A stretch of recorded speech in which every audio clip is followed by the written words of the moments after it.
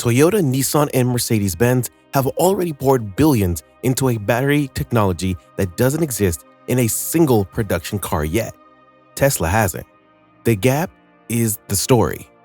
For years, every EV on the road has run on the same basic chemistry, lithium-ion with a liquid electrolyte sitting at the core of every cell.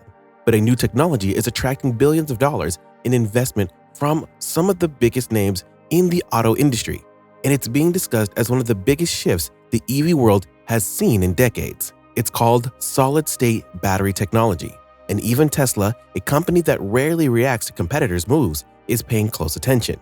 This isn't hype from a startup trying to raise money. This is Toyota, Nissan, and Mercedes-Benz companies that build tens of millions of vehicles a year, betting real capital on a chemistry shift that could redefine what an EV battery is capable of. So, why is everyone suddenly talking about this? And why hasn't Tesla jumped in? Let's get into it. Why today's EV batteries still have limits. Modern EV batteries are better than ever. Range has climbed, prices have dropped, and charging times have improved year over year. But they still run into the same four walls. Charging speed. Even the fastest production EVs need 20 to 30 minutes to hit a meaningful charge. And that's under ideal conditions with the right charger and the battery already preconditioned to the right temperature. Drop the outside temperature, use an older charging network, or start from a colder battery, and that number stretches out fast. Weight. Battery packs are among the heaviest single components in any EV, weighing 1,000 to 1,800 pounds depending on the vehicle. More range usually means more cells, and more cells mean more weight, dragging down efficiency, which means the car needs even more battery to compensate. It's a loop that's expensive to break out of. Energy density. Liquid electrolyte batteries can only pack so much energy into a given size before you start running into safety and stability problems. Push density too far, and current chemistry and you start trading away the safety margins that have made EVs as reliable as they are. Manufacturing cost. Battery packs still account for roughly 30 to 40% of the total cost of an EV. Every dollar saved on the battery is a dollar that can come off the sticker price. And right now, that's the single lever standing between EVs and true price parity with gas cars. These aren't small annoyances. They're the four variables that determine whether an EV is genuinely competitive with a gas car or just an expensive alternative for early adopters.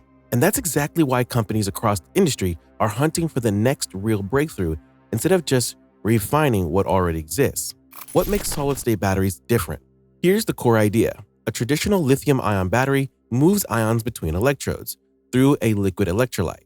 A solid-state battery replaces that liquid with a solid material instead, typically a ceramic, glass, or polymer compound. The single change is what generates all the excitement. On paper, the benefits are significant. More range because solid electrolytes can support higher energy density in the same physical space. Faster charging because the ions can move more efficiently through certain solid metals without the same heat buildup that slows down liquid-based fast charging. Improved safety because there's no flammable liquid sitting inside the cell waiting to ignite if the battery is damaged or punctured. Higher energy density overall, which means smaller, lighter packs delivering the same or better range, with less raw material needed per vehicle.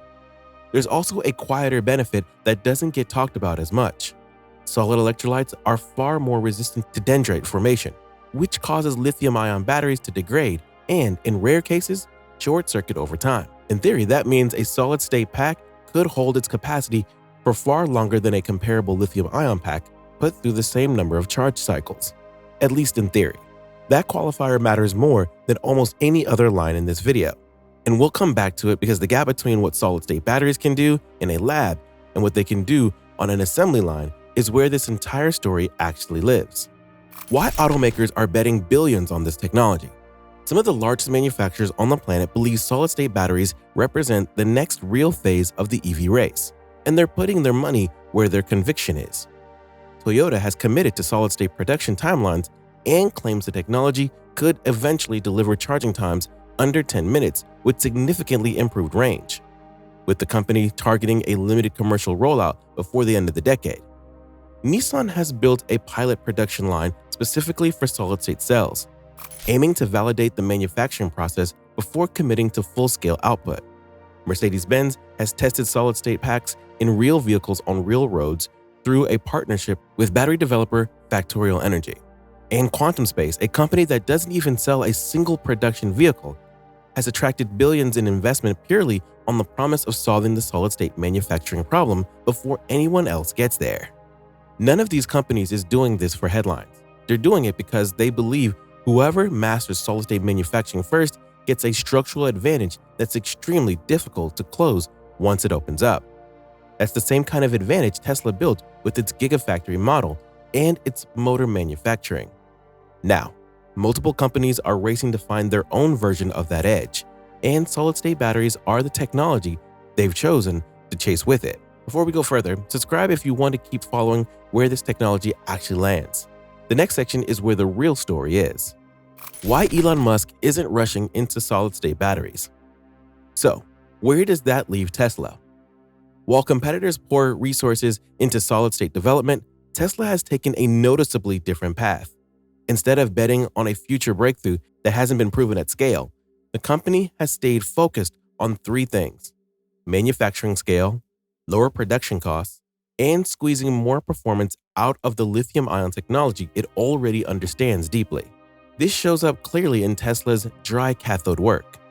Traditional battery manufacturing uses a wet coating process. Electrode materials mixed with solvents, then run through massive, energy-intensive ovens to dry.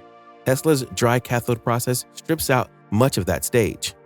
Elon Musk has confirmed the technology is progressing and could meaningfully cut battery production costs once the remaining production challenges are solved. It also shows up in the 4680 cell, a larger cylindrical cell paired with a tableless design that lets current flow through multiple paths instead of squeezing through a single connection point.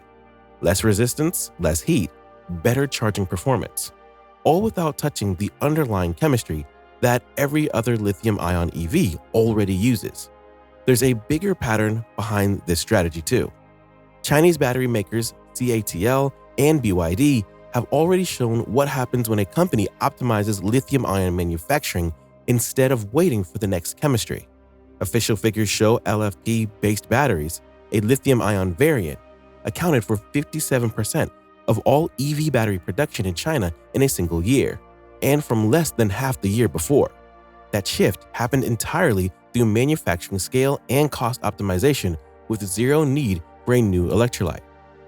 Tesla is running a version of that same playbook in its own factories. And it shows up in the upcoming Cybercab.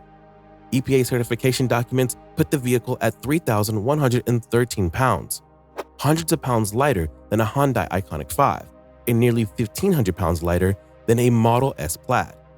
The battery pack is modest by modern standards, somewhere around 50 kilowatt per hour. But because the vehicle is so light, it's still rated for an unadjusted range north of 400 miles, landing closer to the high 200s once EPA's correction formula is applied. Tesla isn't trying to out-chemistry anyone. It's solving the same range and cost problems through weight reduction and manufacturing efficiency instead. And so far, that strategy has worked surprisingly well. Could solid-state batteries leave Tesla behind? This is the question investors and EV enthusiasts keep circling back to. If solid-state batteries actually deliver everything they're promising, longer range, faster charging, and noticeably lower degradation over time, does Tesla eventually get forced to respond? It's not an unreasonable question. Tesla has built its entire value proposition around efficiency and cost.